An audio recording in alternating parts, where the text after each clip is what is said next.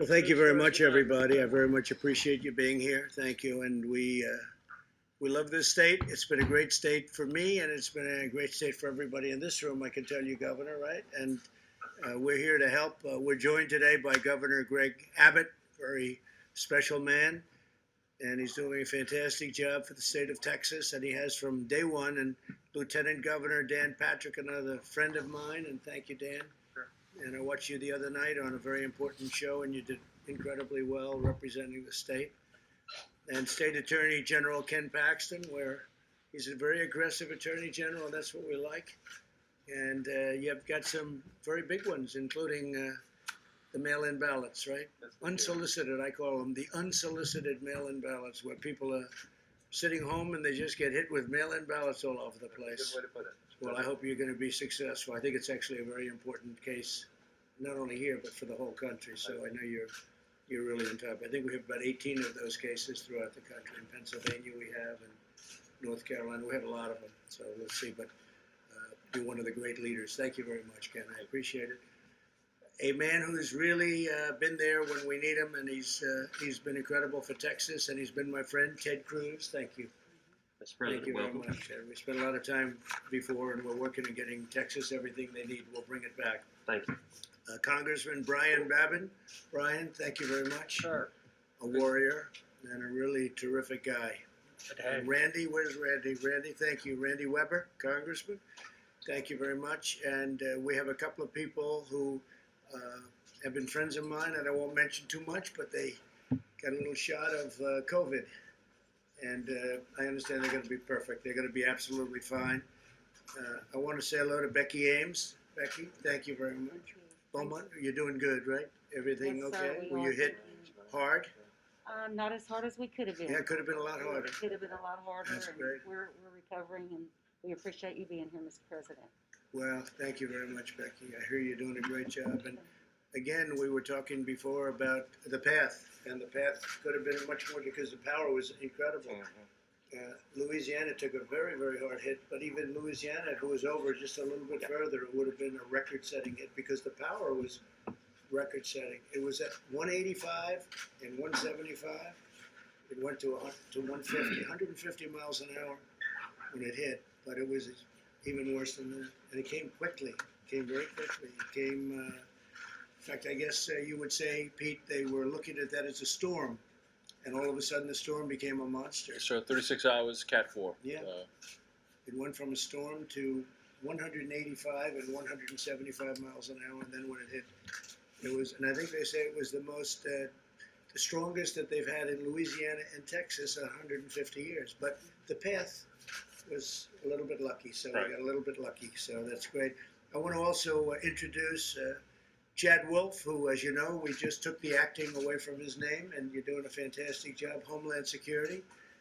And hopefully Ted will be pushing that very hard, and we'll get him through quickly because he's done a fantastic job. Thank you very much, Chad. He'll get confirmed. He'll do it, all right? Yeah, we'll get it done. Good. If he says it, that means it's a good sign. That's a good sign. And FEMA Administrator Pete Gaynor, who's been doing this with me for a long time, and we haven't had a loss yet. We haven't had a loser. I'll tell you, we do it good, and we do it fast, and we get you back up. And everything, I think, Governor, has been signed, and you're ready to go, right? Yes. You're ready to go. I will dispense with all of the different numbers. You know what they are. We just sort of did it. We were in Louisiana, and we went through, and they have been hit hard. We went through a couple of areas. I've never seen anything quite like it. You had trees ripped out from the roots. You had pine trees that were broken in half. Not even from and you just don't see that kind of power. So we went through something that was pretty bad. I don't think you got anything like that, and that's good. So we took the emergency declaration. We gave it to the governor immediately, and Dan called about it also, and I appreciate that call. And between the two of them, that's a great 1-2 punch. The governor told me that himself, so I appreciate it. And FEMA has delivered 400,000 liters of water and 250,000 meals already. We've worked with the private sector to restore power to remaining 200,000 residents, and they think the power is going to be restored almost in very good order. Pretty quick. I believe, yeah, I believe so. And all of the other things that we've been doing, the infrastructure, all of the the elements that we've been working on, and we're working very close with Ted Cruz and with John Cornyn, who I hear is doing very well, by the way. I hear he's a great senator. He's doing a fantastic job. And we've been working with the governor and with Dan. And I think maybe it'd be good if you would tell us how are we doing and what can we do and how can we help you, Governor? Sure. First, I need to thank you for the way that you have stepped up. People don't know this, but on midnight, as the storm was crossing the shoreline, you called me. And then, so that was 1 a.m. your time. And then we spoke again the morning after it happened. You have been there for us every step of the way, helping us. Never have I seen such a swift response to our request as we have received from Administrator Gaynor. We cannot thank you enough. I call him, and it's like he knows in advance I'm going to be calling him.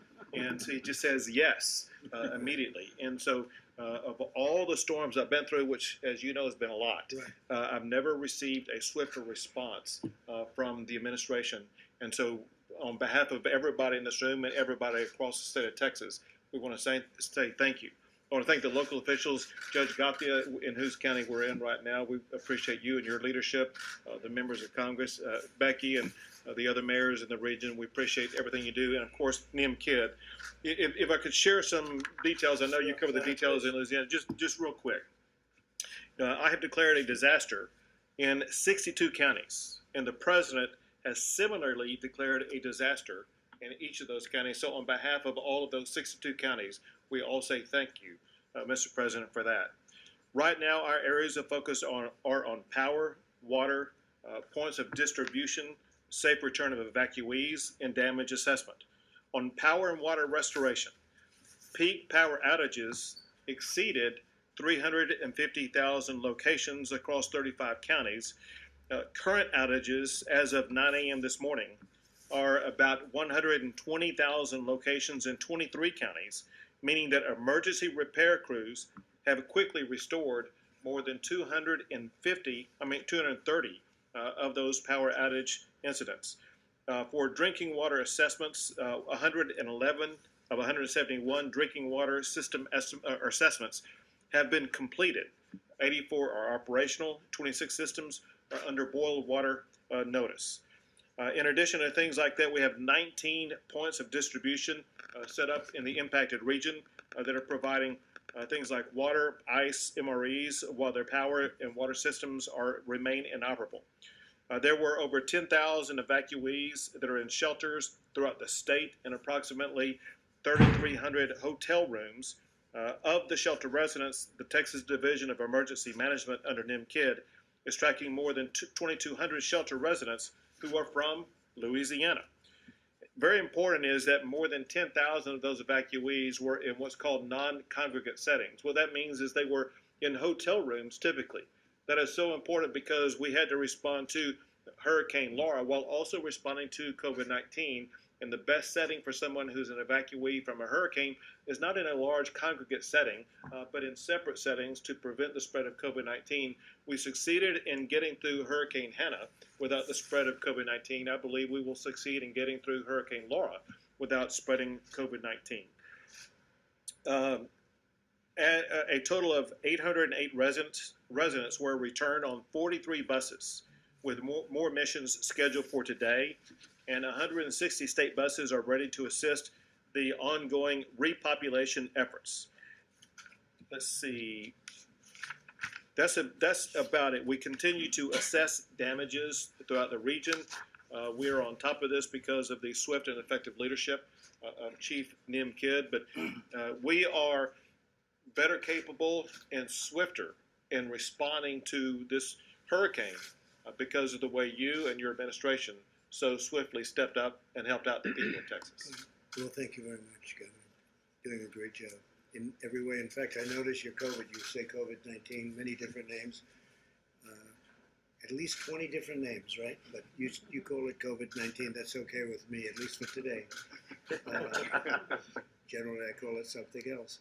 But you're doing very well in that. You're coming down very rapidly, Texas, and so is Florida, and so is Arizona has been incredible. It's down to its lowest numbers. So it's really doing well. So that's part of this, and I like what you're doing with respect to keeping people separated during this problem with the hurricane. Great job. Sure. Really great job. Thank you very much. Sure, thank you. Thanks, Greg. Ted, please. Well, Mr. President, we appreciate your being down in Texas once again. And let me say something that I just told the FEMA administrator a few minutes ago, which is that the consistent report I've gotten from the governor, I've gotten from local officials, state officials, is the responsiveness of the administration throughout this hurricane has been extraordinary. In many ways, we had a blessing with this hurricane, and that it could have been much, much worse. There was significant damage from this hurricane, but compared to what we've seen in the past, Texas could have gotten hit much worse. We obviously grieve that our neighbors in Louisiana took the brunt of this storm. And just as Louisiana stepped up and helped Texas, particularly with Hurricane Harvey, but other hurricanes as well, we're now stepping up to help our neighbors in Louisiana who are really suffering. But one of the things that's really impressive also is just the level of coordination. Mayor Ames and I were laughing about how we've got an inadvertent and unfortunate expertise right now, and that Texas has been through some major disasters. And what we see consistently is a degree of interaction between the city officials, the county officials, the state officials, the federal officials, where you don't get bickering, you don't get turf jockeying, you just get everyone working together. And as these disasters have come, you have reached out repeatedly. I still remember talking with you when Hurricane Harvey was in the Gulf, and I was in the Lucchese factory in El Paso. That's right. And you said then, and that was the case then and the case now, you said everything Texas needs, the federal government, the resources will be there, and thank you for that leadership. It's important, and it's a testament here to the strength and expertise of the Texans at this table working with the federal government that we minimize the damage as much as possible with a very dangerous storm. Great job. Thank you very much. Dan, please. I was in the state senate when Ike hit, and the difference in your response personally and the response of the administration and FEMA is a scale. They were a 1, and you're a 10. The fact that you called the governor at 1 in the morning, your time. Well, I knew he was going to be up, so with him, I don't have to worry about that. But Dan, you need to make it an 11, like Spinal Tap. yes, it's like an 11. I mean, night and day. We went years where we weren't paid by the former administration, where our counties and our cities didn't get paid. I know. I see the records. Fabulous job. Secondly, on COVID, to give you the numbers, our highest point in the hospital was 10,883 in July. We're now under 4,800. That's great. And in COVID and ICU, we're down almost 60% in many hospitals, 70% in some hospitals in the ICU. So the governor's leadership here and all of us Texans working together, we've really turned that corner. And then I want to give the judge credit. We were here 2 days ago, and the judge said, look, we weren't hit as hard as some other areas, so whatever we have that other people need. And so many Texans, we respect the Cajun Navy that came for us. We don't have a name for our volunteers, the Texas Brigade, the Texas Volunteers, whatever you want to call them. But I've seen on all the newscasts, thousands of Texans have gone over to Louisiana. And that's the spirit of Americans working together. So, Judge, thank you for right away you said, hey, we want to help everyone else. So thank you, Mr. President. Good job, Judge. You've been here so many times for us. Yeah. So Thank you very much, Dan. I appreciate it. Ken, please. So, Mr. President, I did not grow up in Texas. My dad was an Air Force pilot, grew up all over. But one of the things I love about Texas is we get stuff done. And you fit the culture of Texas because you get stuff done. So thank you, because you truly have accelerated the pace of getting relief to our state like nobody else. So thank you. And this governor has been exceptional at dealing with disasters like literally no governor I've ever seen. So I want to give you credit as well. So that's all I wanted to say is thank you. Thank you. Thank you very much. Brian? Yes, sir. Thank you for being here, Mr. President. It's an honor to have you in our district. And I can't thank you and your administration enough for the rapid response. We're still actually cleaning up after Imelda and after Harvey and other storms that have hit us. And your administration has been absolutely on the on the money. And I'd also like to, he's not here today, but I want to brag a little bit on the Orange Mayor, who is not here. Right. That's Larry Spears. He's done a tremendous job in his mayor. I'm a former mayor myself, so I appreciate Mayor Spears and what he does. But Mr. President, your administration is, we're not supposed to get political here, and I realize that, but it has been like night and day from what we've seen in the past. And I just want to say Thank you thank very you much. for what you're doing. Appreciate it. Okay. And say hello to the mayor. He'll be fine. I know. I Just will. tell him to get well. I also want to say one quick thing for Chad Wolf. I met your daddy yesterday, and I don't know if did you grow up in Orange at all? I did not. I grew up Okay. north of Dallas. That's right. He told me that. But anyway, He's right back there. oh yeah, there he is. Okay, that's right. Oh, yeah. We've been having some talks. You're checking him out, right? That's very good. So should we have asked him if Chad That's could good. get confirmed? He knows more. First witness. That's good. He's doing a great job. Thank you very Anyway, much. thank you. Thank you, Brian. Yes, sir. Randy, please. Well, thank you, Mr. President. Thank you for being here. Of course, this is Dr. Babin's district. I'm probably the oldest guy in the room in that I grew up on the Gulf Coast, never left. I've probably been through more hurricanes than anybody here, starting in '61 with Hurricane Carla. I was going into the Texas House in 2008 when Ike hit, and I've never seen this kind of responsiveness from the federal government. It is a tenement to your leadership, Mr. President. So thank you, thank you, thank you. And our great state people are here too. Our great governor, NIM kid, lieutenant governor, attorney general. I could go right down the list. And you have done everything you said you would do for Texas and more. And my district loves you, and we appreciate you. Thank you, Randy, very much. You're doing a great job. Chief, please. Thank you, Mr. President. I want to thank the local officials. In Texas, mayors and county judges are the only ones with the authority to mandate an evacuation, and that's a courageous decision to make. Right. And Mayor Spears, Judge, for the work that you did, that saved lives. The reason we have the low death count that we have is because you took the evacuation orders in this storm and took them seriously, so thank you for doing that. To my governor and the state elected leaders here, thanks for giving us the authority and the funding to go do good work. We try really hard at that. But from our regional administrator, Tony Robinson, to Administrator Gaynor, to Secretary Wolf, thank you for the dedicated leadership. Mr. President, we've never had this quick of answers. I've been in this seat for 10 years. I think 17 or 18 major disaster declarations and about 300 FMAGs later. We've never had this fast of a response, so thank you for that. Thank you very much. Very important state, a great state, and got to take care of the people of Texas. Yes, sir. That's all there is to it. Becky, please. Thank you, Mr. President. I echo everything that's been said here. It's been unbelievable. I was elected mayor in 2007, and 4 months later we had Umberto, and then shortly after Ike, and I went through Harvey and Imelda. We have had 26 federal declarations since 1953, and 19 of them have been since I was elected mayor in '07. So I've gotten to know all of the people at this table very, very well, and the local officials work very close together, and with the state and Governor Abbott and our Senate and our Congress have been just unbelievable. And I just thank you for coming. It means a lot to us, and it means a lot to the people who live here to see that our president would take the time to come and say hello to us. So Thank you very much. we appreciate You're doing a it. great job. Thank you, Becky, very Thank much. you so much.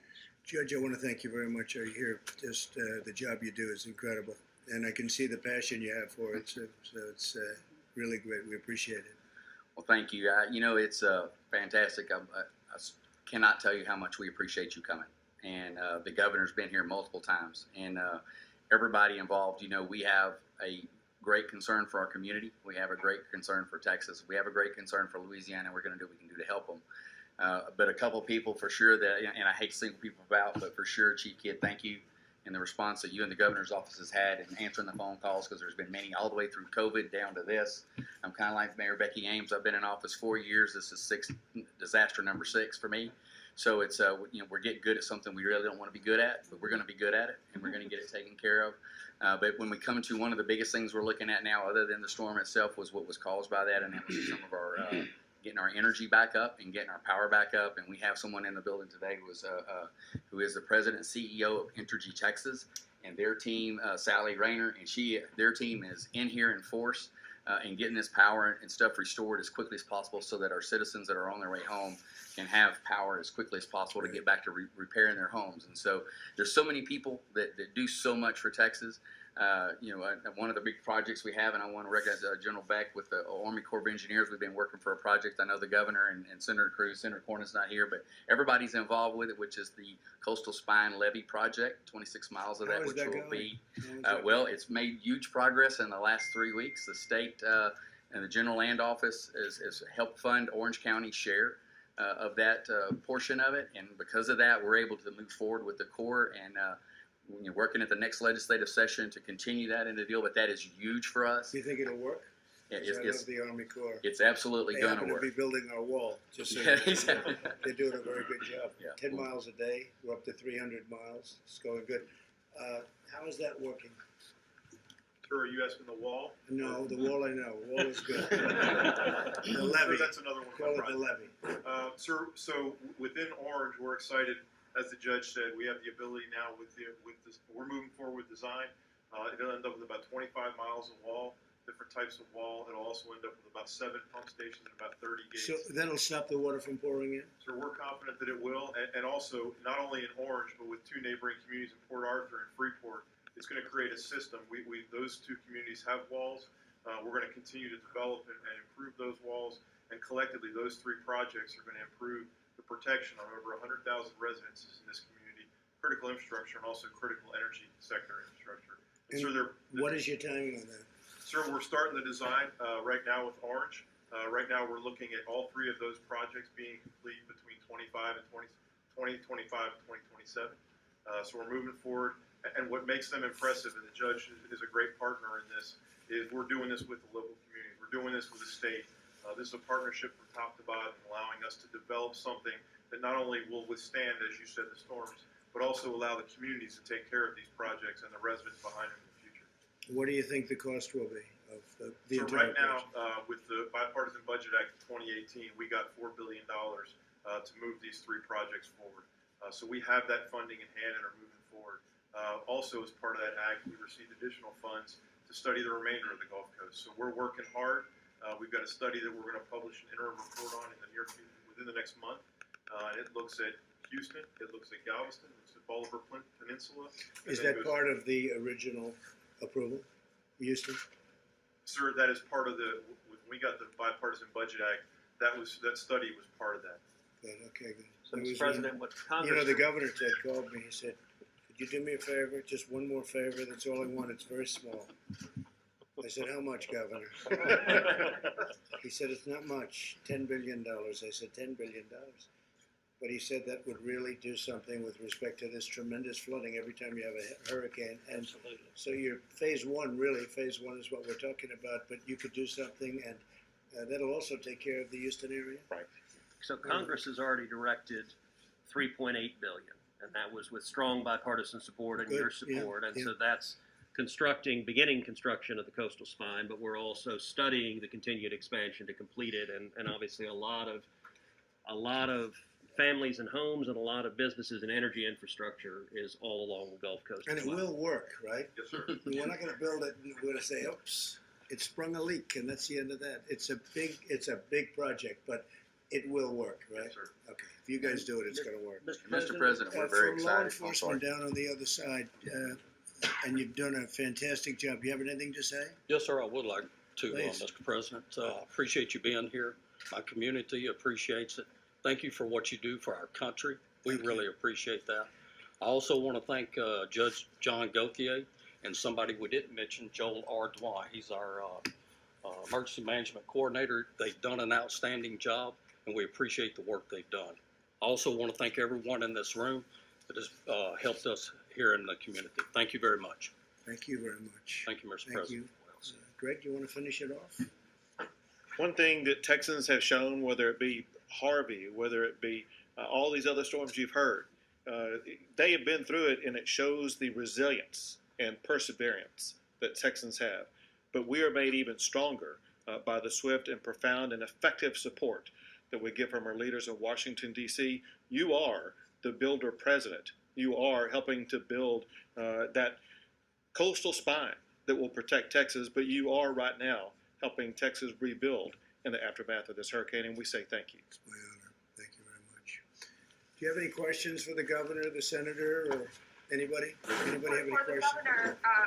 Governor, what is the status in Galveston Bay with the refineries and the hundreds of chemical plants? If you could share just an update on the economic and environmental impact. Just real quick. So the Texas Commission on Environmental Quality continues to monitor those both with regard to air quality and water quality. They have mobile units engaged to make sure they're going to be able to adequately go to all the impacted areas and do the monitoring and make sure that if there is any type of environmental situation, it will be swiftly contained. Okay. Anybody else? Mr. President, I have a question. This is obviously an important trip to visit these communities. Do you plan to visit Kenosha, Wisconsin as well, another community that's obviously in pain? Probably so. We've had tremendous success. As you know, we were finally able to get the go-ahead from the local authorities to send in the National Guard. We sent in the National Guard, and within a few minutes of the Guard, everybody cleared out, and it became safe. We have, that was 3 days ago, we've had absolutely no problem from that. We sent in 1,000 National Guard, and that's not even a big force. We could clean out, as an example, Portland. We could fix Portland in, I would say, 45 minutes. And the people in Portland should protest because the mayor doesn't know what he's doing. He has no clue. He doesn't even have a clue. And this has been going on for years in Portland, and it's now been going on 94 days. And if he would call, or if they would ask, or if the governor would ask, we would have the National Guard in there in a very short period of time, and that would be cleaned out in a matter of literally minutes, and you'd have a safe Portland. It's ridiculous that they go on like this. So with Kenosha, it's been in very, very good shape. From the moment they set foot in that area, the sheriff's been great, the police commissioner, the police chief has been great. We've been working with all of them, but the governor let us do what we had to do, and we cleaned it out. We'll see what happens. We have to keep it going, but it's we won't have any problem. Can I follow up, sir, with one thing on that? I think yesterday you did comment on the killing of Jacob Blake. You said you didn't like how it looked. I wondered if you could comment about the other shooting that took place in that community. Yeah, I see. You mentioned the National Guard going in, law enforcement, but this was a young man, 17-year-old, who's facing murder charges for having shot 2 people. Yeah. There's some folks who've said conservatives are holding up this young man as, having done so within his rights to sort of self-protect. And I'm wondering if you've read much about this case, if you have concerns about ordinary residents with guns in situations like this and what dangers that might present. Well, that's under investigation right now, and they'll be reporting back to me over the next 24 hours, 48 hours maybe max, and we'll have a comment about it. But that is right now, we're looking at it very, very carefully. What we are doing with, it's a great state, Wisconsin, great state, and they should not have to put up with what they went through. And so the National Guard has done a fantastic job. Any other questions? Mr. President, why is the DNI no longer going to be updating the House and the Senate on election security issues in person? Well, I could have Mark answer that question. Mark, please. Yeah, I'll be glad to answer it. I talked to Director Ratcliffe, and as you know, he's been giving briefings. So he's going to ultimately give full briefings in terms of not oral briefings, but full intel briefings. But it really comes down to one simple thing. The last time they gave briefings, a few members went out and talked to the press and disclosed information that they shouldn't have disclosed. And so he's going to make sure that there's the proper tools for their oversight and make sure that they contain it in a way that does not jeopardize sources and methods for the intel that we gather. Director Ratcliffe brought information into the committee, and the information leaked. Whether it was Shifty Schiff or somebody else, they leak the information before it gets in. And what's even worse, they leaked the wrong information. And he got tired of it. So he wants to do it in a different form because you have leakers on the committee. Obviously, leakers that are doing bad things. Probably not even legal to leak. but we'll look into that separately. But they were leaking the information as brought in. Howard, you don't have that in Texas. Ken, you wouldn't allow that in Texas. No way. I guarantee Ken will not be allowing the leakers to be doing that. So we were, he wanted to make sure that it doesn't leak. Yeah, please. Mr. President, one question about Laura. So in June of this year, NOAA issued a report indicating that climate change is at least in part responsible for increasing sea temperatures, which then in turn lead to storms like Laura and Harvey. In an area where petrochemicals and the energy industry are so critical, how do you balance that with at the same time attacking climate change so that storms like this don't continue to ravage the Gulf Coast? Well, I'll tell you, you've had tremendous storms in Texas for many decades and for many centuries, and that's the way it is. We handle them as they come. All I can do is handle them as they come, and that's what we do, and nobody's ever done a better job of it.